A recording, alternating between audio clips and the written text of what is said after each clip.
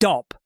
Before you scroll past this, before you go back to whatever you were doing, before you tell yourself you'll watch this later, I need you to stay here for just a moment. Because what I'm about to say to you is something that most people will never hear. Not from their parents, not from their friends, not from the world around them. And here is the question I want you to sit with, right now, before I say another word. What would your life look like if weakness was never an option? Not the weakness the world talks about, not physical weakness. I mean the quiet kind, the kind that makes you hesitate when you should act, the kind that makes you stay silent when you should speak, the kind that keeps you comfortable when you should be growing. Welcome to the Shetty Mindset. My name is Host, and today we are going to dismantle weakness. Together.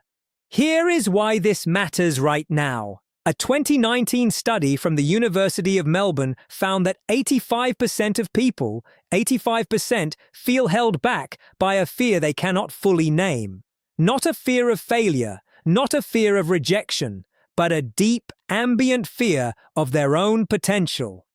A fear that if they truly showed up fully, they might still not be enough. That is the root of the weakness I want to talk about today. And here is what I want you to understand from the very beginning. Weakness is not a personality trait. It is not who you are. It is a pattern, a learned response, a habit of choosing the smaller version of yourself when the larger version is available.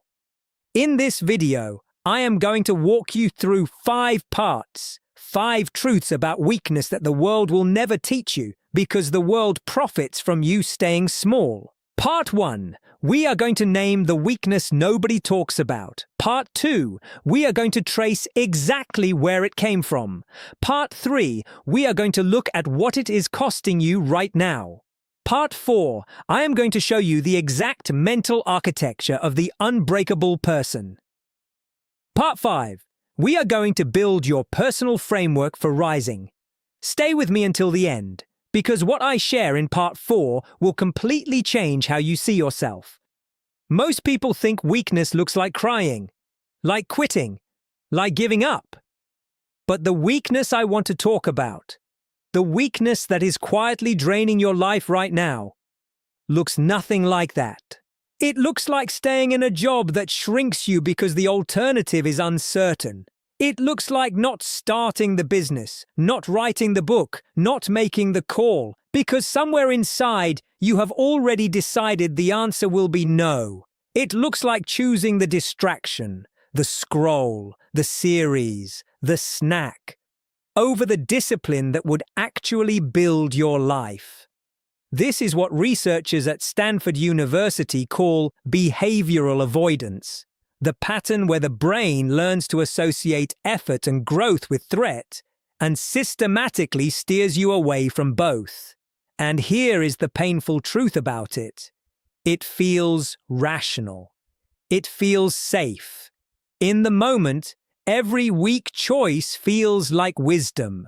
Marcus Aurelius wrote in his Meditations, "You have power over your mind, not outside events. Realize this, and you will find strength." But we have inverted this. We have given our power to outside events, to opinions, to outcomes, to the fear of how we might look. And we have told ourselves we have no choice. Think about the person who never raises their hand in the meeting, not because they have nothing to say, but because they are afraid the idea won't land. Think about the entrepreneur who has been almost ready for 3 years, not because they lack skill, but because starting would mean risking the identity of someone with potential. Think about the relationship with discipline, where every Monday is a new beginning and every Thursday is a quiet surrender. These are not character flaws, these are patterns, and every pattern can be interrupted. And if you have felt this, you are not wrong. You are not broken. You are human. And being human means you were given the capacity to choose differently. You are not weak.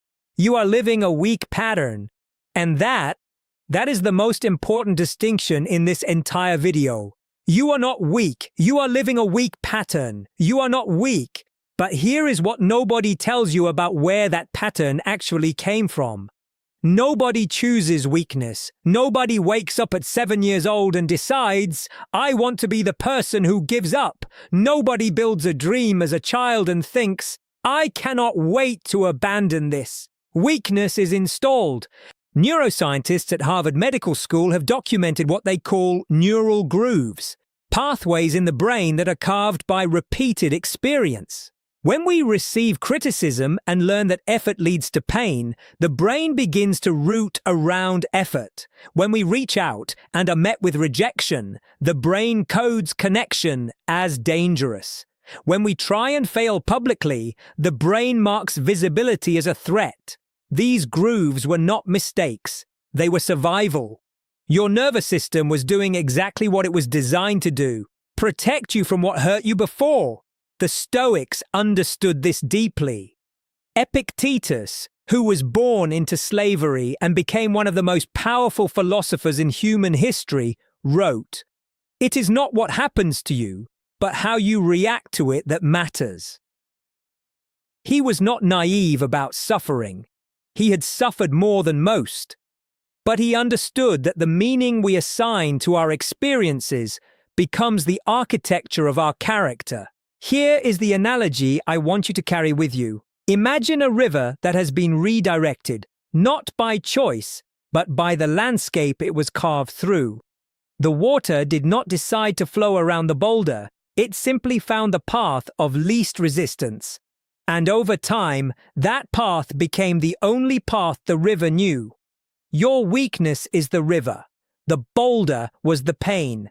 And your entire life has been flowing around it. The question is not, why did the river bend? The question is, are you going to move the boulder? And if you have lived your life flowing around that boulder, you were not wrong. You were doing what rivers do. You were doing what your nervous system learned, and that learning kept you safe. But here is the truth.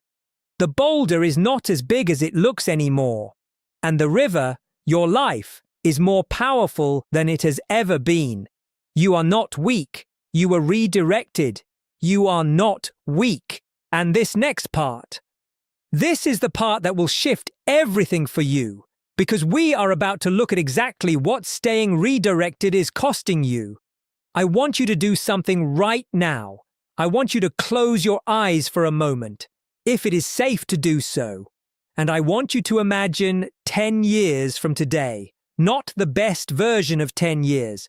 Not the version where you changed everything and built the life you know you are capable of. The other version. The version where nothing changes. The version where the pattern continues.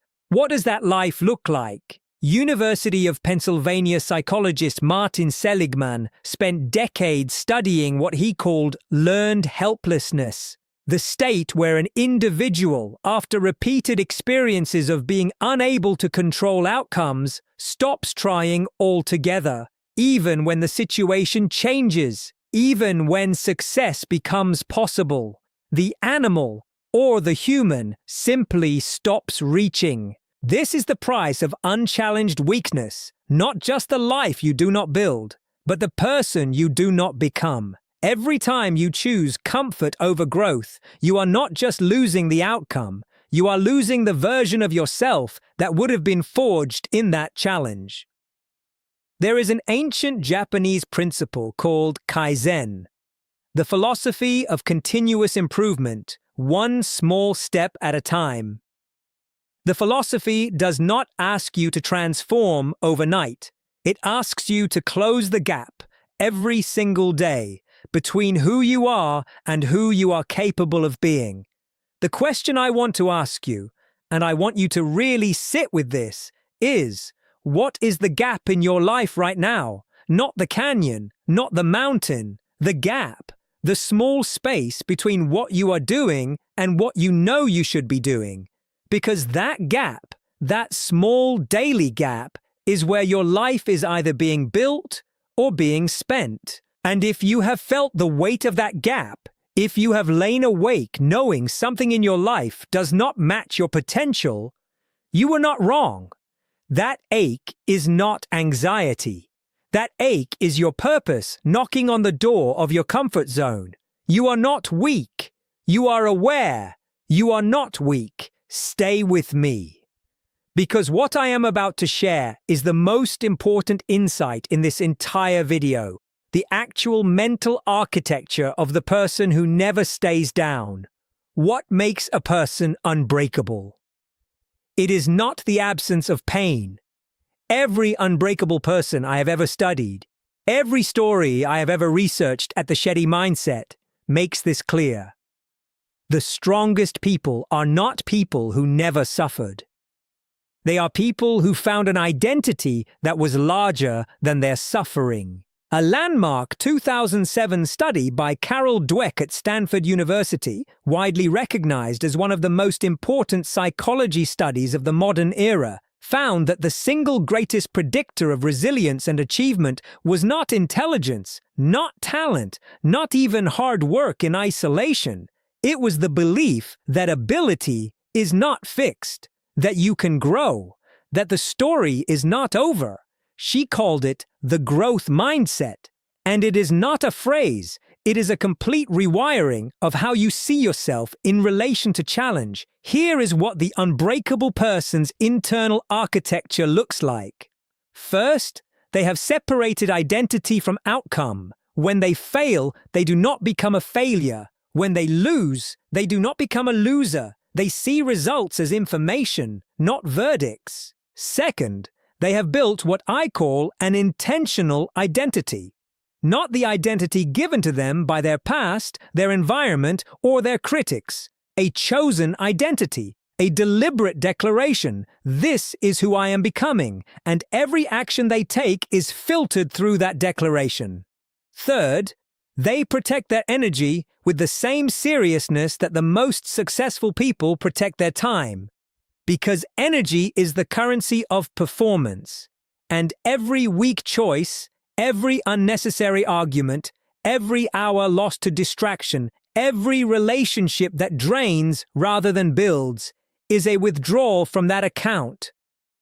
Fourth, they have learned to be comfortable with discomfort, not because they enjoy pain, but because they have trained the nervous system to associate effort with expansion rather than threat.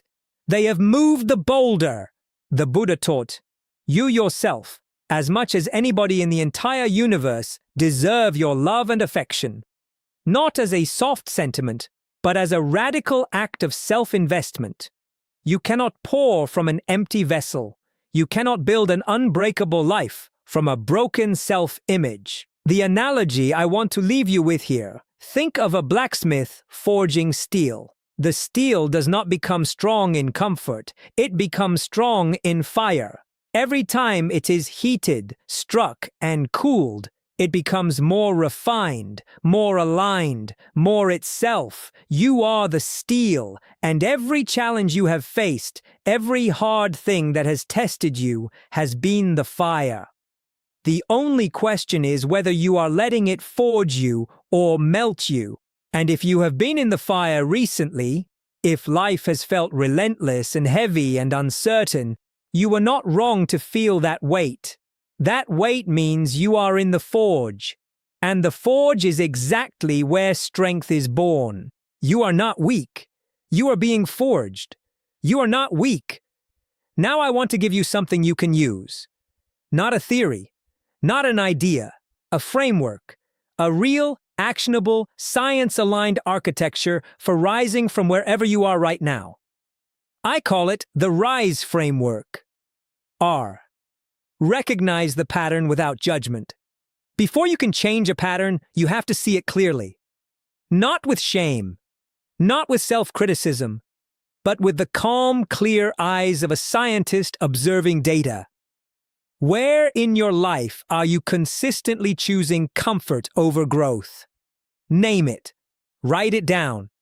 This step alone, this honest recognition, is an act of profound courage. Research from the University of Toronto found that self-compassion, the act of treating yourself with the same kindness you would offer a close friend, is significantly more effective at producing behavioral change than self-criticism. So when you see the pattern, see it with compassion, not condemnation. I interrupt the automatic response. The brain is a prediction machine. It anticipates what comes next based on what came before.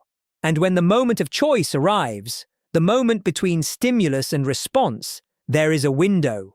Viktor Frankl called it the last of the human freedoms. The freedom to choose your response. Your practice is to find that window. And in that window, pause, breathe, ask, is the choice I am about to make aligned with who I am becoming? 1 second of intentional pause is enough to break a pattern that has run for years. Substitute a purposeful action. Willpower is not about resisting the weak choice. It is about having a stronger alternative ready. Research from New York University on implementation intentions found that people who pre-committed to specific substitute behaviors were 2 to 3 times more likely to follow through on their goals. Not because they were stronger, because they were prepared. When the distraction calls, have the book ready. When the excuse arrives, have the workout planned. When the fear speaks, have the mantra ready. Preparation is not weakness. Preparation is mastery. Expand through evidence. Every time you choose the stronger action, every time you honor the commitment over the comfort, document it.